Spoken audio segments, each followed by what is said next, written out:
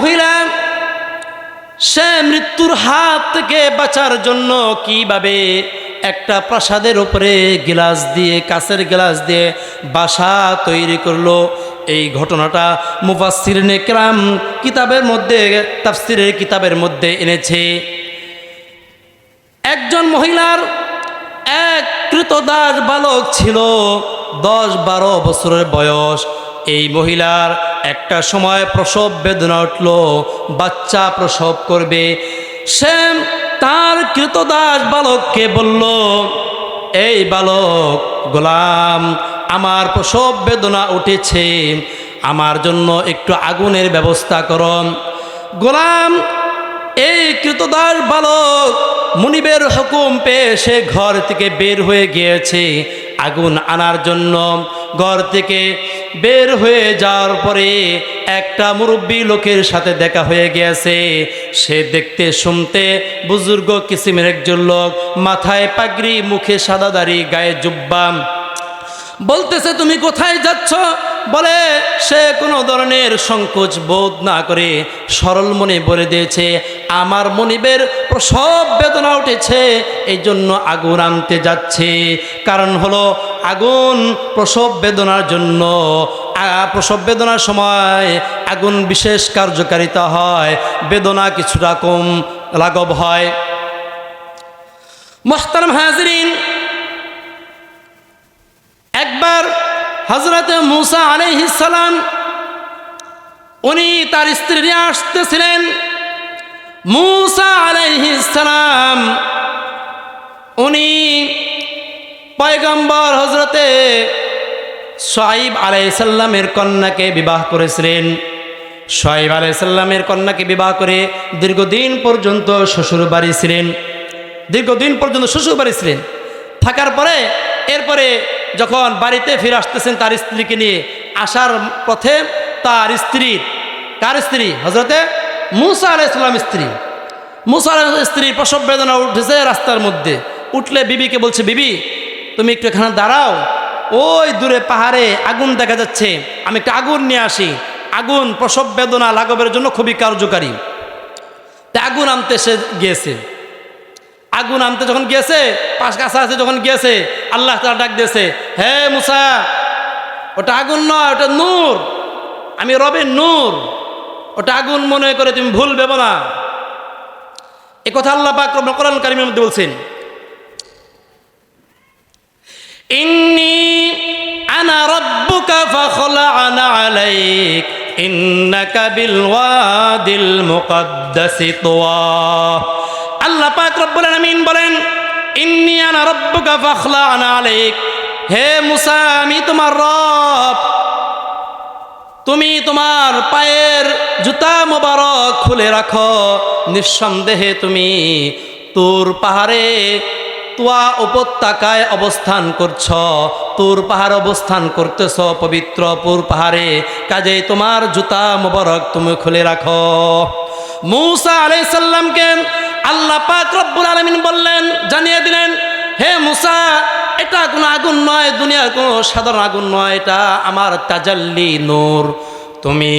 তোমাকে পয়গম্বরী দিয়ে দিলাম, তুমি এই নবুয়তের পয়গম্বরী জিম্মাদারি নিয়ে তুমি চলে যাও বনি ইসরাইলের মধ্যে। বনি ইসরাইল কাছে গিয়া তুমি নবুয়তের দাওয়াত পৌঁছাও, এক আল্লাহর দাওয়াত পৌঁছায় দাও, তুমি মানুষের মধ্যে ইসলামের দাওয়াত আর বার্তা পৌঁছায় দাও। এভাবে মূসা আলাইহিস সালাম আগুন আনতে গিয়ে সে পয়গম্বরী পেয়েছিলেন। আপনারা শুনেন নাই?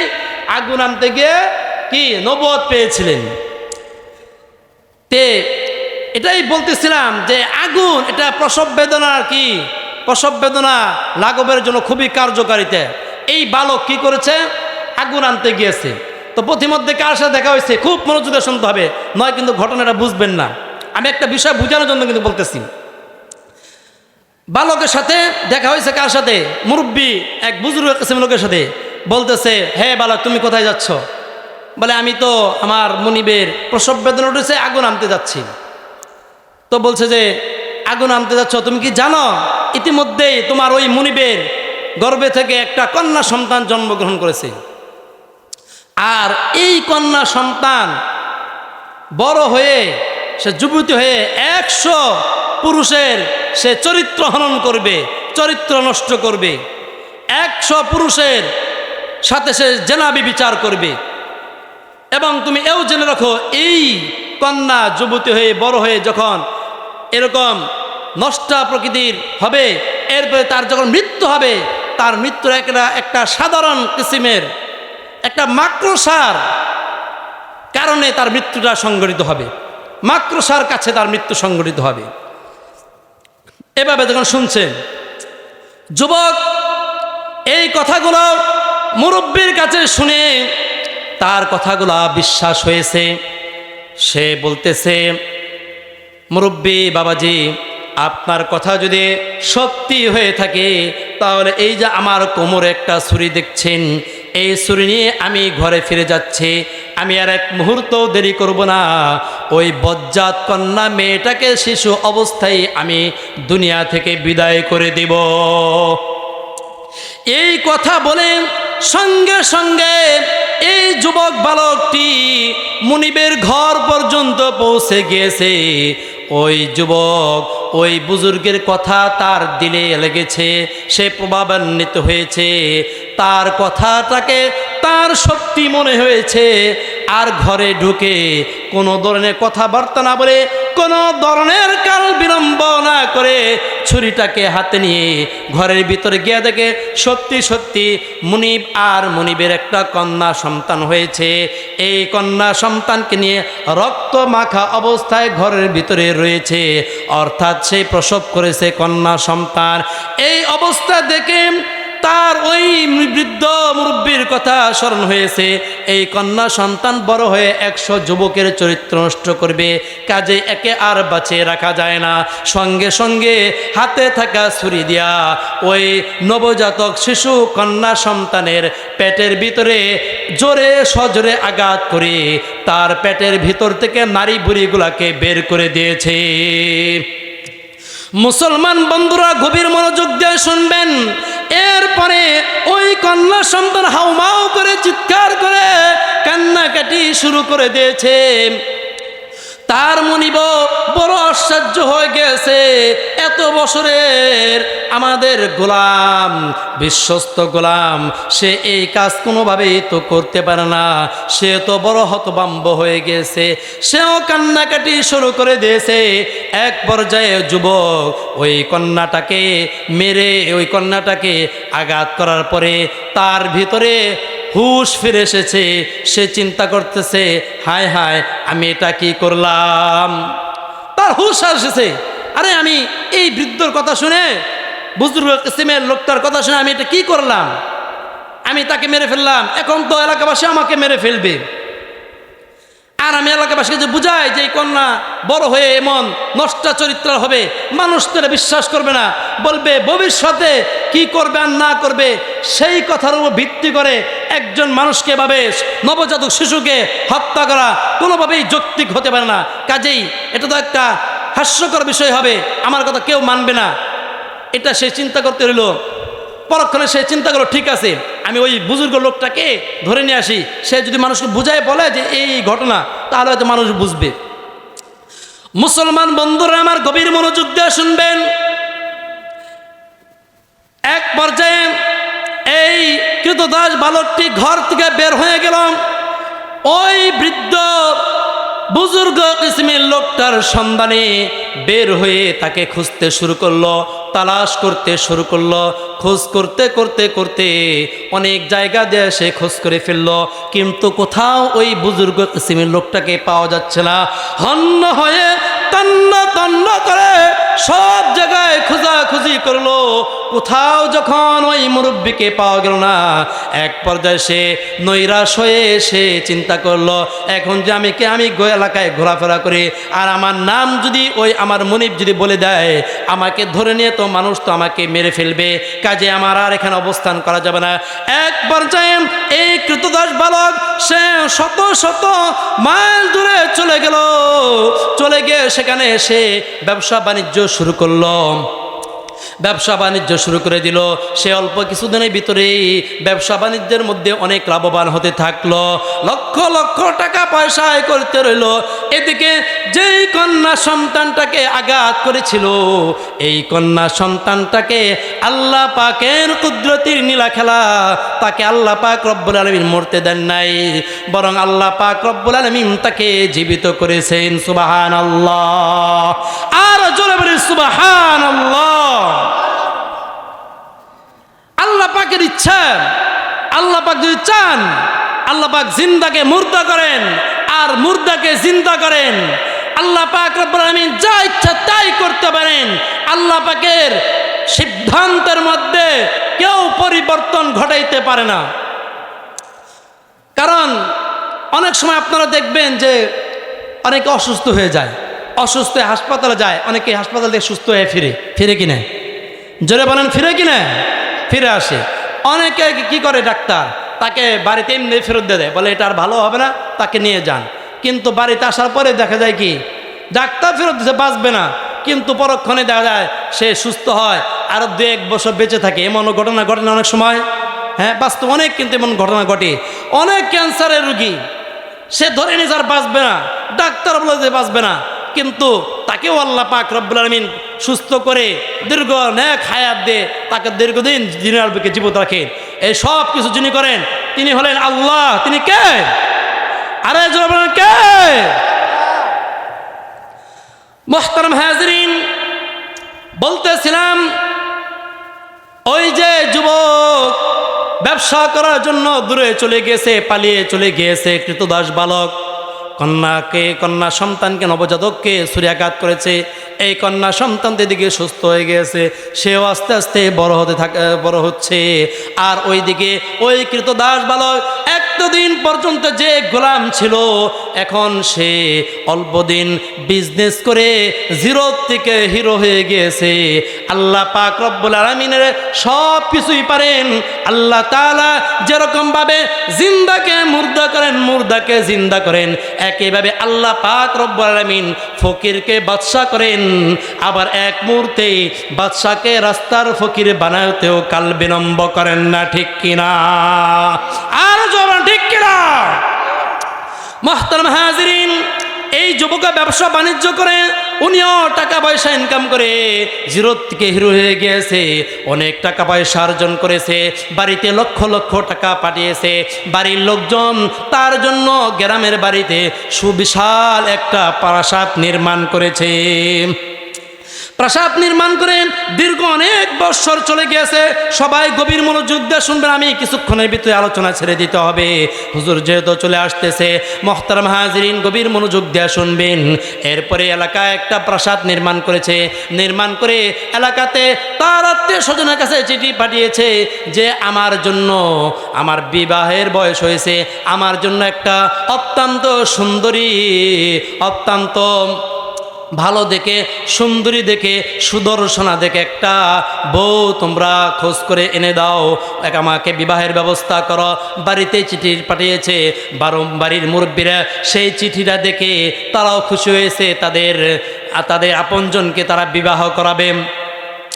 তারাও এলাকার ভিতরে সবচেয়ে যেটা সুদর্শনা সুন্দরী নারী, তাকে তারা বিবাহে দেওয়ার জন্য সিলেক্ট করলো।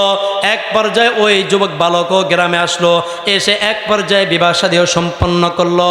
বিবাহ শাদী শেষ করার পরে যখন সে বাসর ঘরে ফুল সজ্জার জন্য গিয়েছে, গিয়ে দেখতেছে তার স্ত্রীকে।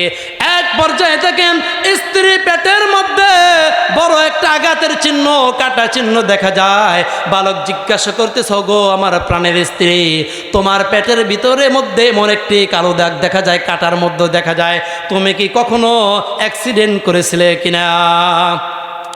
তার স্ত্রী উত্তর দেয়, বলে আমি তো কোনো ওই রকম অ্যাক্সিডেন্ট করি নাই, তবে আমার আম্মা বলেছে আমি যখন একেবারে ছোট ছিলাম, একদিন বয়স ছিল, এমন সময় আমাদের বাড়িতে একটা কৃতদাস বালক ছিল, সে আমাকে মেরে ফেলার, হত্যার উদ্দেশ্যে আমার পেটের ভিতরে এরকমভাবে ছুরি ঢুকিয়ে দিয়েছিল, কিন্তু আল্লাহ পাকের কুদরতি ইশারায় আমি বেঁচে গিয়েছি।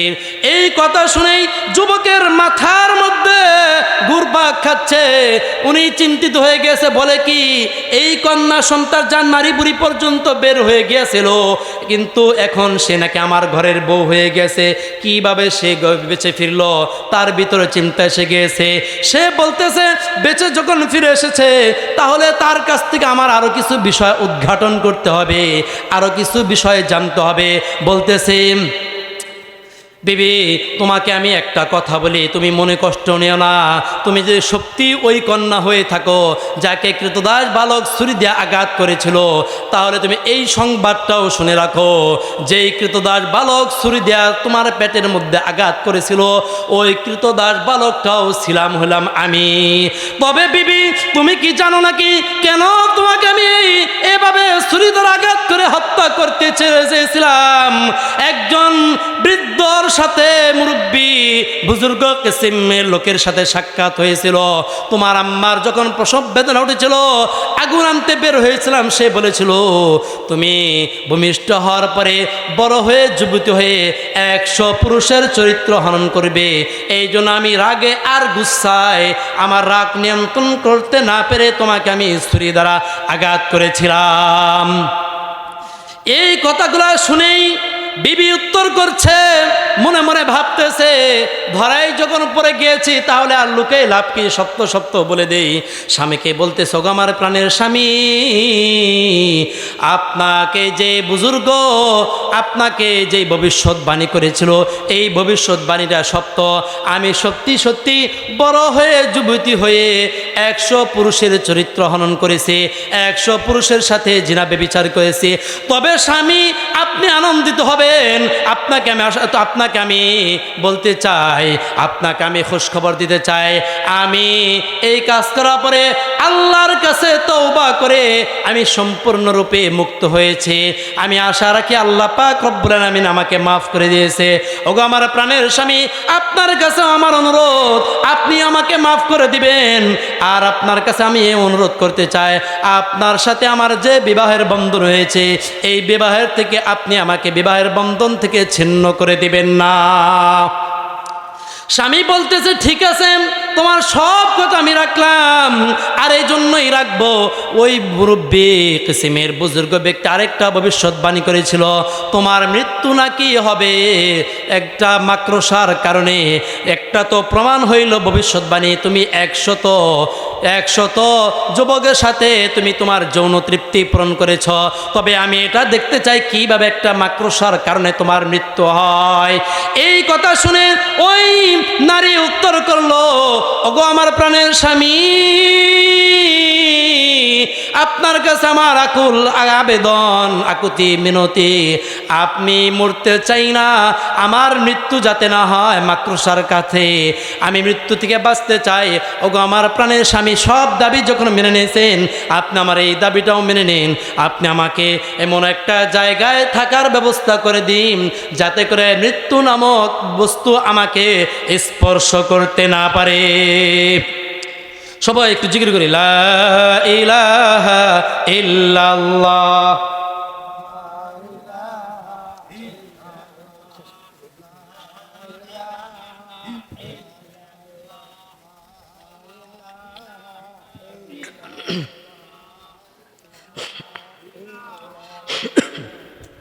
লা ইলাহা ইল্লাল্লাহু মুহাম্মাদুর রাসূলুল্লাহ। সকলেই পাঠ করি সাল্লাল্লাহু আলাইহি ওয়াসাল্লাম। মুসলমান বন্ধুরা, আমরা যে কথা বলতেছিলাম, স্বামীর কাছে অনুরোধ করলাম আমাকে এমন জায়গায় নিয়ে রাখেন যেখানে আমাকে মৃত্যু আজ করতে পারবে না, টাচ করতে পারবে না, মৃত্যু আমাকে স্পর্শ করতে পারবে না। স্বামী তার সুন্দরী সুদর্শনা স্ত্রী অনুরোধ রাখলেন। সে কি করলেন, বিশাল বড় প্রাসাদের উপরে তার জন্য কাঁচের গ্লাস দিয়ে একটি বাসা নির্মাণ করলেন। সেই বাসা নির্মাণ করে, আমি অত্যন্ত সংক্ষিপ্ত করে বলছি, হুজুর এসে গিয়েছে, সেই বাসার ভিতরে দুজনেই স্বামী স্ত্রী বসবাস করা শুরু করলো। বসবাস করতে থাকলো। একদিন একদিন দেখে হঠাৎ করে যেই কাঁচের গ্লাসের ভিতরে একটা পিপিলিকাও, পোকামাকড় তো দূরের কথা, একটা পিপিলিকাও পর্যন্ত প্রবেশ করতে পারবে না। একদিন তারা দুইজন স্বামী স্ত্রী শয়নরত অবস্থায় রয়েছে।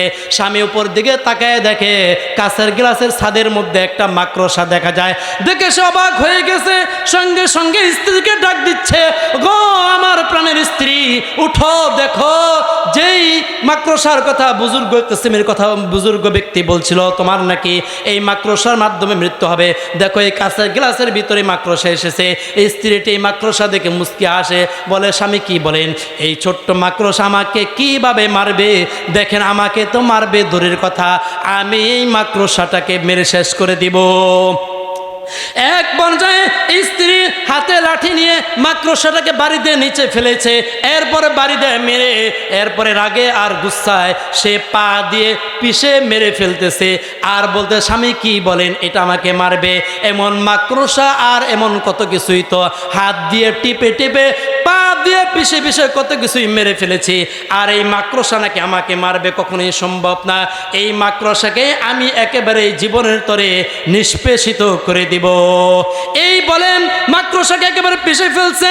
মুফাসসিরে কিরাম তাফসীরের কিতাবের মধ্যে লেখেন, এই মাকড়সাকে যখন এইভাবে পা দিয়ে পিষে পিষে মারছে, তখন মাকড়সার ভিতর থেকে কাঁটাযুক্ত একটা কিছু, বিষাক্ত একটা কিছু তার পায়ের মধ্যে ঢুকে গেছে। পায়ের মধ্যে ঢুকে যাওয়ার পরে সে ব্যথায় চিৎকার করে হাউমাউ করে কান্নাকাটি শুরু করে দিয়েছে। সে একেবারে ব্যথায় ছটফট করতে করতে এহকাল ত্যাগ করে সে আল্লাহ সান্নিধ্যে চলে গেছে, ইন্তেকাল করেছেন। দেখেন, সে ভাবছিল এটা সাধারণ একটা মাকড়সা, কিন্তু এটা তো সাধারণ মাকড়সা না, এটা মাকড়সা আজরাইল আলাইহিস সালাম মাকড়সা রূপ ধারণ করে এসেছে। আর এই মাকড়সার মধ্যেই আল্লাহ তাআলা তার মৃত্যুর পরোয়ানা পাঠিয়ে দিয়েছিলেন। এই জন্য মৃত্যুর হাত থেকে আমরা যতই বাঁচতে চাই না কেন, মৃত্যু একদিন না একদিন, আমরা যেখানেই বসবাস করি না কেন, যেখানেই যাই না কেন, যত বড় টাকা পয়সা মালিক হই না কেন, যত বড় আমরা সুঠাম দেহের অধিকারী হই না কেন, যত বড় ক্ষমতাশীল হই না কেন, যত বড় রাষ্ট্রের প্রধানই হই না কেন, মৃত্যু আমাদেরকে পাকড়াও করবে। যত বড় প্রাসাদের ভিতরে, যত যার কিছুর ভিতরে আমরা প্রবেশ করি না কেন, মৃত্যু নামক বিশেষ বস্তু সেখানেই প্রবেশ করে আমাদেরকে মৃত্যুর স্বাদ আস্বাদন করাবে। এটাই হলো বাস্তবতা, এটাই হলো সত্যি কথা। এই চরম বাস্তবতা বুঝতে কিছুই লাগে না। এই বাস্তবতা সবাই এক বাক্যে মেনে নেয়। জোরে বলেন ঠিক কিনা? এই জন্য মুহতারাম হাজরিন, মৃত্যুবরণ করতে হবে, এই কথাই আল্লাহ পাক রব্বুল আলামিন বলছেন, ফাইদা জা আজালুহুম লা ইস্তাখিরুনা সাআতা ওয়া লা ইস্তাকদিমুন। মৃত্যু যখন আসবে, এক সেকেন্ড দেরিও হবে না, এক সেকেন্ড আগেও হবে না, এক সেকেন্ড পরেও হবে না। যত সময় আমাকে আপনাকে মৃত্যুবরণ করতে হবে। আমি শুরুতে যে কথা বলছিলাম, আল্লাহ তাআলা বলছেন, ওয়ালা তামুতুন্না ইল্লা ওয়া আনতুম মুসলিমুন। হে ইমানদারগণ, তোমরা মুসলমান হয়ে মৃত্যুবরণ করো, মুসলমান না হয়ে মৃত্যুবরণ করো না। কাজেই মৃত্যুবরণ করতে হবে। মৃত্যু তো একদিন একদিন হবেই, কখন হবে আমাদের কেউ জানে নাই, মৃত্যুবরণ করতে হবে। কিন্তু কথা হলো, মৃত্যুর আগে আমাদেরকে মুসলমান হতে হবে। মুসলমান কিভাবে হবা? মুসলমান হতে চাইলে নামাজ, রোজা, হজ, যাকাত, দাড়ি, টুপি, পাঞ্জাবি, পর্দা পুশিদা, কোরআন তেলাওয়াত, মানুষের সাথে ভালো আচরণ, এই সব কিছু ইবাদত আমাদেরকে করতে হবে।